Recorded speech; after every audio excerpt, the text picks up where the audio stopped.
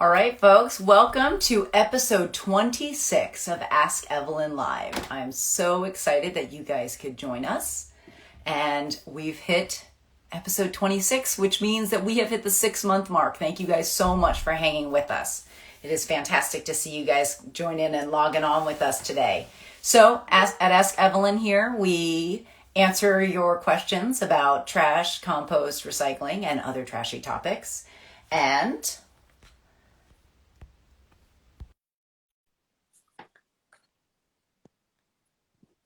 I wanted to remind everybody that this show runs on your questions. So thank you so much for keeping them coming to us all the time. It is fantastic. All right. So I'm Becca Fong, and I am the Solid Waste Outreach Residential Coordinator for Seattle Public Utilities. And I'm joined with... Hey everybody, I'm Pat Kaufman. I'm the Commercial Recycling and Composting Program Manager for Seattle Public Utilities, helping businesses recycle and compost all their stuff. So happy to be here. Who also has the most fantastic background ever. I'll add more to it as we go along. There's always good stuff. I'm working hard by contrast to make your background look even more fantastic. So, all right. Well, I was saying, Pat, when I was getting the show started, that we're on episode 26. We are at the 6-month mark, which is fantastic. So thank you, everybody who is watching this either live or those of you who watch us when we're streaming later. It is awesome that you have hung with us. It's been a really, really fun show. Yeah.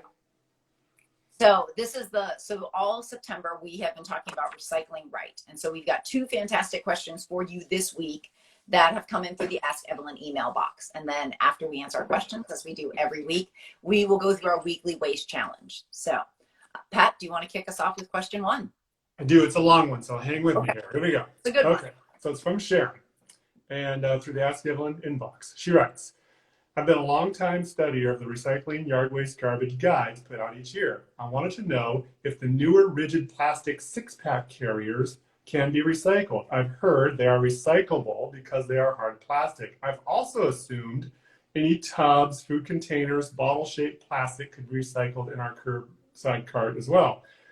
I was somewhat surprised when I consulted the new flyer from March of this year and saw the recycled plastics are not as closely defined as before. So she's right. We did kind of change things a bit. We did. We changed the categories. Right. She says, I'm also not sure about the where does it go lookup tool on the web, whether it tracks the online, the printed document. It'd really be helpful if we can get some detailed explanation of the rigid plastics and such. So a couple really good points there. And, we love that. We love this kind of like focus and detailed look at how our communications and outreach materials are kind of being received. It's good feedback. Generally, right off the top, first question, that 6-pack thing, and I think you and Rory have that's right, you guys have, so it's a cool product, right? It's really cool. Yeah, it replaces those ringed things where you've seen all these terrible photos of sea birds or turtles with the ring around their neck and what. So it's a great product made from recycled content plastic. It probably has a little imprint logo on there somewhere, maybe. It does. Sometimes they do. Sometimes they have it's made from 100% recycled HDPE, which is fantastic. It's awesome. That's good. We love that close the loop. So that's the the microbreweries and macrobreweries and whoever's using those 6-pack holders nowadays. It started out, I think, in the microbrew kind of space. And now, of course, like macro, they take everything and make it their own. But so it's a very, good product, but we got to tell you, and we checked, and didn't we, Becca? We emailed, we connected with our contacts at all 3 of the Seattle regional MRFs, the material recovery facilities, the recycle centers that take all of the product from the local communities. And they all said, sorry, not really going to work in our system. Yeah. And so do you want to talk about that, the difference between the differences? Absolutely. And, we've been talking to you guys about this all month. So for things to be accepted in what we call the commingled recycling cart, which is usually what we get most of the questions about.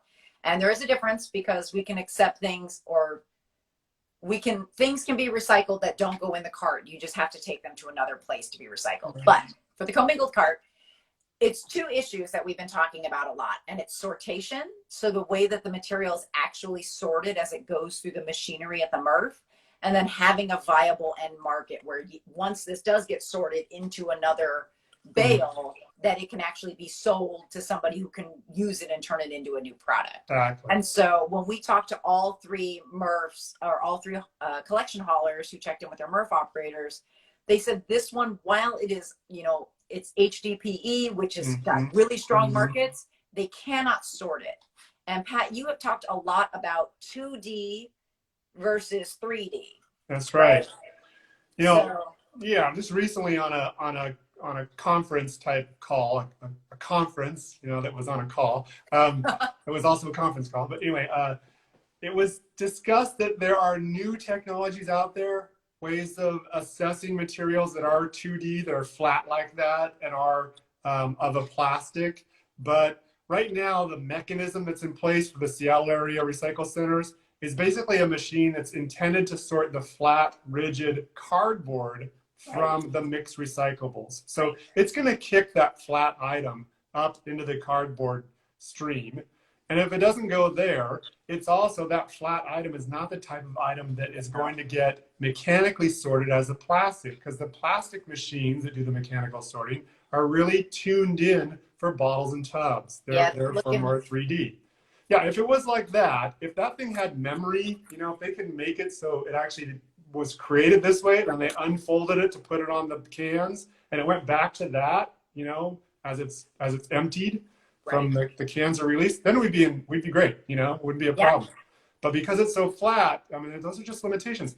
When we do these things of collecting from 200,000 households, all of their recyclables, it requires some systemic kind of like thresholds, some variances there that are just not, we can't toy with those. I mean, it's just the way the machines work. There are people doing quality check here and there. And so unfortunately what happens though is that the folks that are on the cardboard quality control line, meaning pulling whatever they're just throwing it down a trash chute. They're not a sorter, they're a quality controller. So, one would hope that, when it's a flat piece of plastic, they throw it over here. When it's a flat piece of, something else, they throw it over here.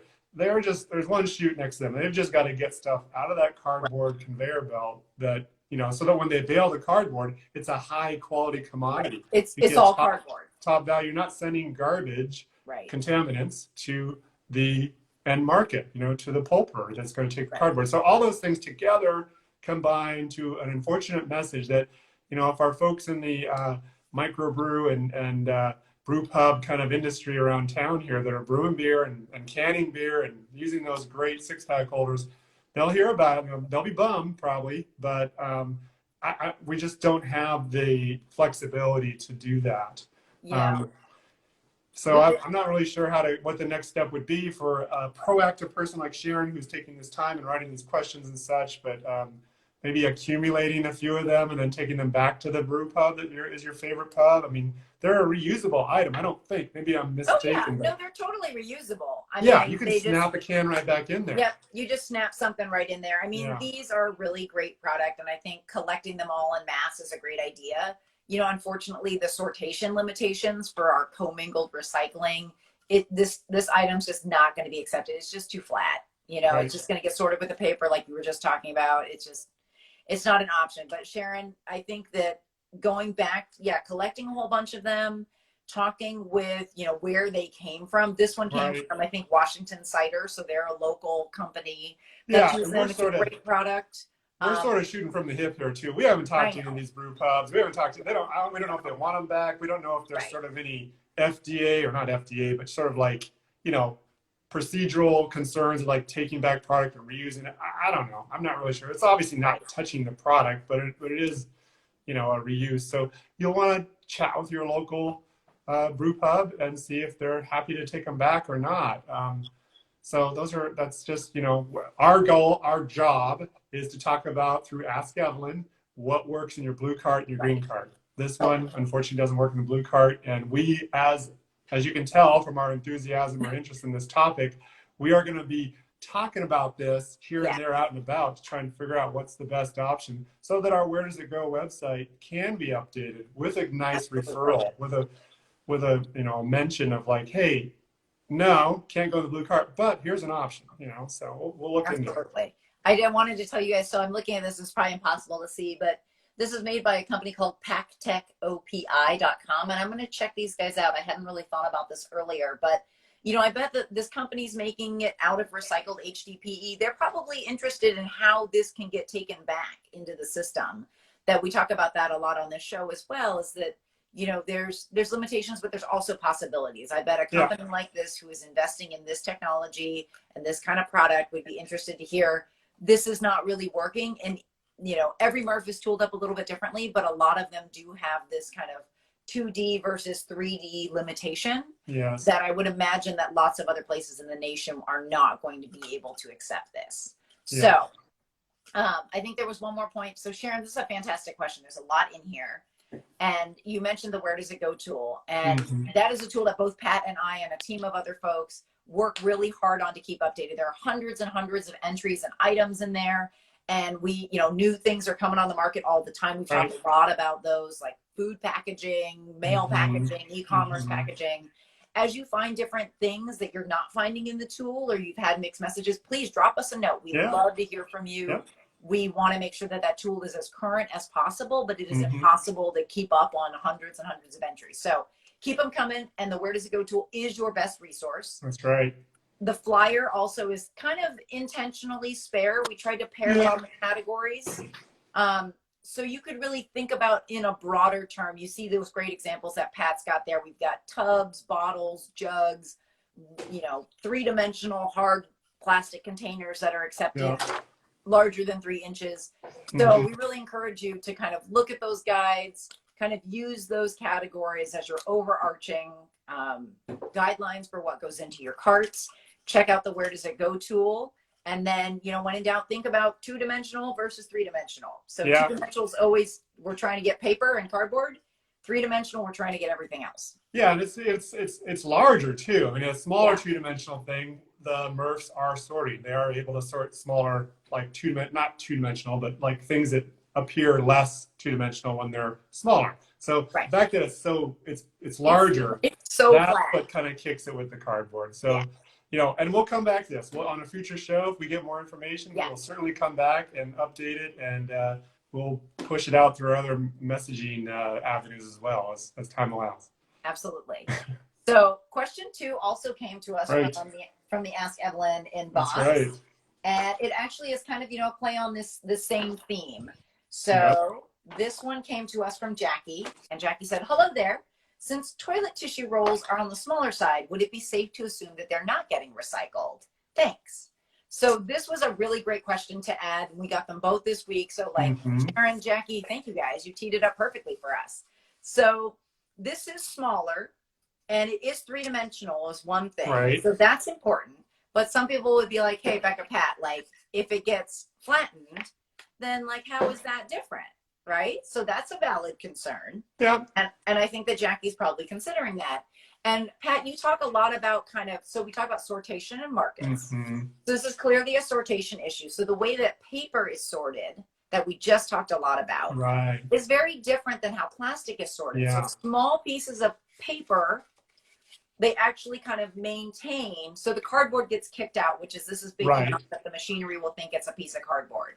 When it's a piece of paper, these smaller things, which is also why we can take receipts and smaller things like that, these kind of stay on the belt. That's right. And everything else gets picked off of the belt as it's going by. And these little pieces of paper, the mixed paper, is what stays on the belt, which is why this will totally get recycled. It's small enough, it's light enough, it becomes flat enough that this will get sorted. Yeah. Because it's not being positive. Well, it's not sorted, it's unsorted, but it's unsorted. It's what's left. So you think about everything in your blue cart, and we talk about the mechanical means of sorting. And, as any industry, they're working that balance between staff costs and machinery costs and, tons of material coming through and what your cost per ton is. So all these things are variables. They could sort everything into individual grades, but that would take a lot more mechanics and a lot more labor. So we're trying to find that sweet spot of refine the commodity, move it to market, And so things like little bits of paper in the recycling industry, some of the terms that come up sometimes are a positive sort and negative sort. And so when you have everything that's on this panel for the recycle panel mixed together coming down the conveyor belt, you are positive sorting. You're proactively going into that mixed load, trying to pull things out. Cardboard, aluminum cans, tin cans, plastic bottles and tubs. So those things are pulled out. What's left is mixed paper. You know, we used to, when they first opened the plant in South Seattle, the plant that we have our material go to, owned now and operated by Republic Services. It was opened under the local company called Rabanco, which was bought out years ago by Allied. But they have these cool vacuum tubes above the conveyor belt. And this is back when everybody got like a daily newspaper. Like it was very common. Yeah. And so they had a newspaper thing where they would just grab the newspaper and get it up to close to that tube, and the back of the tube would suck the newspaper up and take it. So they were positively sorting off newsprint. Well, nowadays, for one, there's not enough newspaper in the mixed stream to warrant positive sorting. And plus, there isn't enough demand for newsprint, you know, so it kind of works hand in hand. But the idea that, you know, when they, things change is what I'm getting, you know, so over time, you target certain materials, you pull back on other materials. And so now newsprint, like all other mixed paper, just stays on the belt as part of the mixed paper stream. And it's like, now here is another example though, of a tube that is not quite done, you know, right? Yep. So ideally, no, we don't want that. We want this, right? Yeah. So quality, you know, I mean, it's not a big deal. A little tissue is not a huge deal, but, you know, anytime you have, like, we're targeting this item, you know, not the materials that came with it. So that's another tip on that. And our Where Does It Go, I'm sorry, yeah, Where Does It Go flyer, it really only shows like the paper towel tube. It doesn't show the paper tube. But this size is totally fine when we're talking about, you know, materials that will stay on the belt and stay in the mixed paper. And so thanks, Jackie. You're a super savvy recycler, so thank you for your question, because it is a good one. I mean, we talk about things that need to be of a certain size, but that is why we can take toilet paper tubes, receipts, and small pieces of paper, because those stay on the belt. So that is a fabulous question. Keep them coming, everybody. Do you want to talk about the link? We're going to load into the chat or into the, let's see, where do we put this thing up? We put it on Pinterest or someplace like that, right? So there's a Republic Services video of the Recycle Center. You were going to load that up. Absolutely. Yeah. So we'll put it in the show notes, which will be great. It's a really cool video. I watched it with my 4-year-old son. It's actually a tour for students who are between the grades of 9 and 12 to kind of check it out. But it takes, but it's for high schoolers. Thanks, Pat. I'm like, I don't know. I can't come up with the word high schooler. But it's really great. It walks you through all of the machinery that really, and every MRF is a little bit different, but there's a lot of commonalities. So it's really interesting to see how the material goes through there. So I know that most of you are watching would be really interested. If you haven't watched a MRF video yet, it's really, really pretty cool. So real quick, my favorite part of any MRF video is always the eddy current. So that's the thing where they use this sort of like, I don't know, I jokingly call it like the gamma ray. The somehow they mechanically send some sort of a current across the conveyor belt, and it makes aluminum want to move away from it. So basically, little aluminum cans will just jump off the conveyor belt down a different line. It's really fun to watch. It's like an invisible man is sitting there flipping these little aluminum cans off of the belt. And so I just, you know, it's my favorite part. It's pretty cool. Yeah. Absolutely. It's really fun. It's like a reverse magnet, essentially. Yeah. Slings it off anything that gets flung off of the belt is really exciting. That's cool. So we'll put that in the show notes, and we'll see if we can have some additional videos for you as well. Right. All right. So yeah, it was really, thank you guys. That was a lot of material that we covered, but really great, and a good 2 questions to close out our month of Recycle Right. So for our weekly waste challenge this week, Pat and I were going to talk to you essentially about our journeys to the wasteland, as I like to refer to it, how we ended up doing the jobs that we do, which is really pretty interesting. So Pat, did you want to just start us off with just a little quick Sure.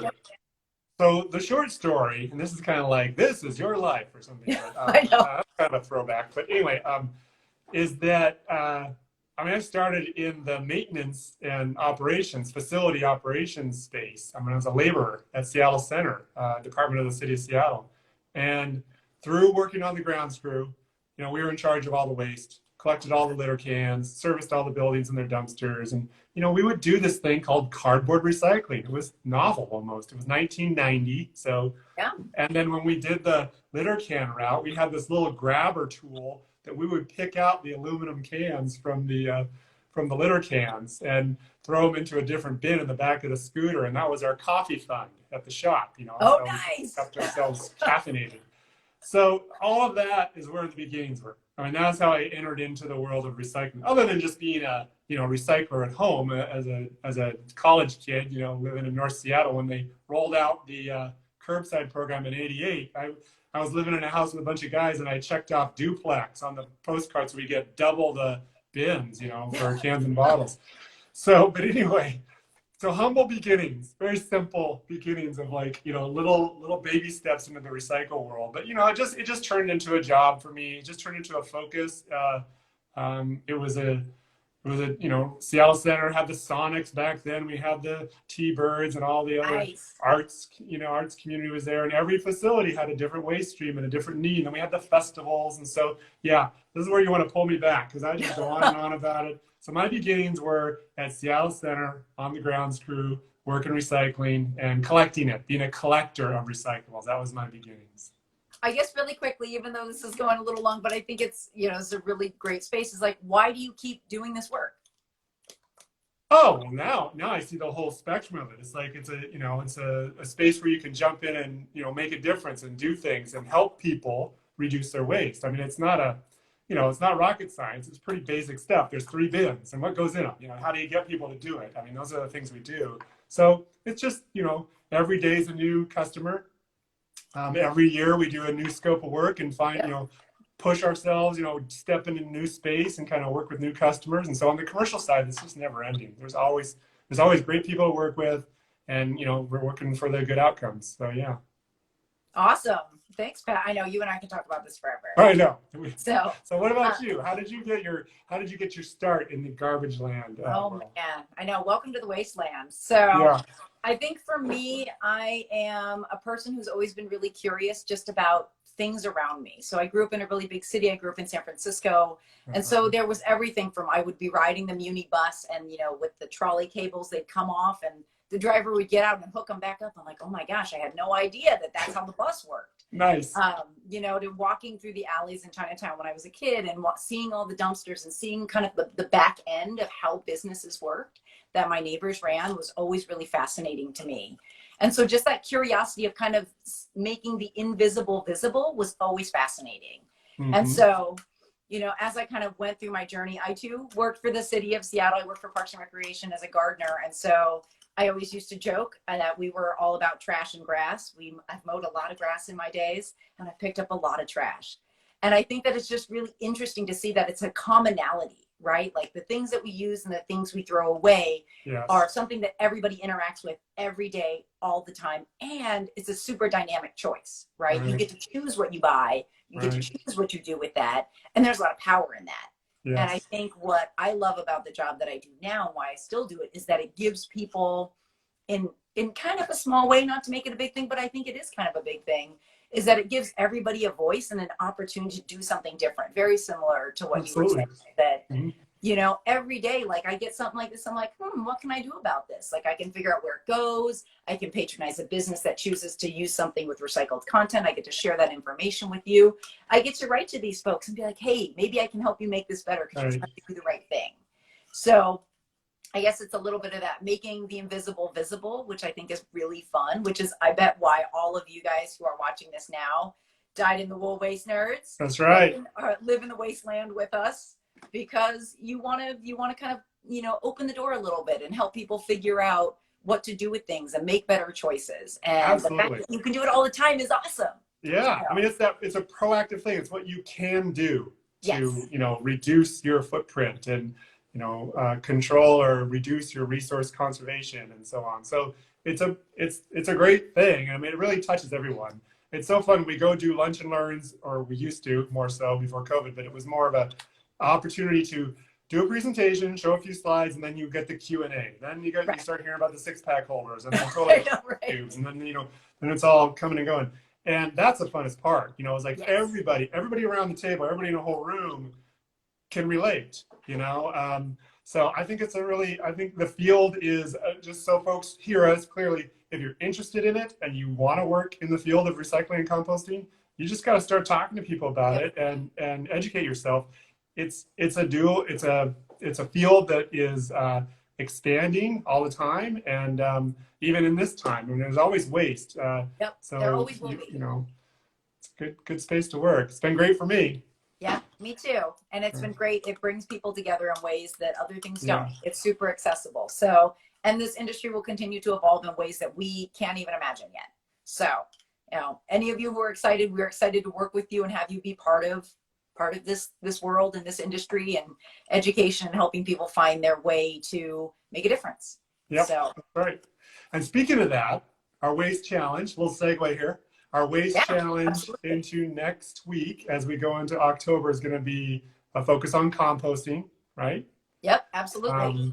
Do you want me to just jump or you want to take it? Okay, go for it. So we were talking about, composting. What would be a challenge for next week as we jump into the compost space? And we thought, okay, everybody's got these households, right? Under COVID restrictions and such, we're all trying to stay in our households. But a lot of families and folks are like, they've expanded their household into a bubble. Like they're expanding to have maybe another family or two on their block so the kids can play. So some of that's been going on informally, here and there. So our challenge is to encourage folks who are recyclers, who are composters, to expand their influence and their awareness of composting to their household.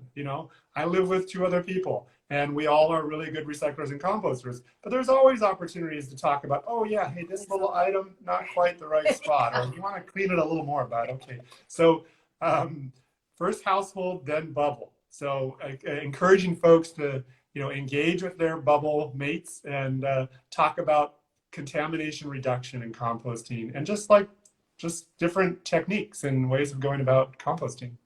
Exactly. So next week's weekly waste challenge, I think that's an awesome one, Pat. I'm really excited to do that one.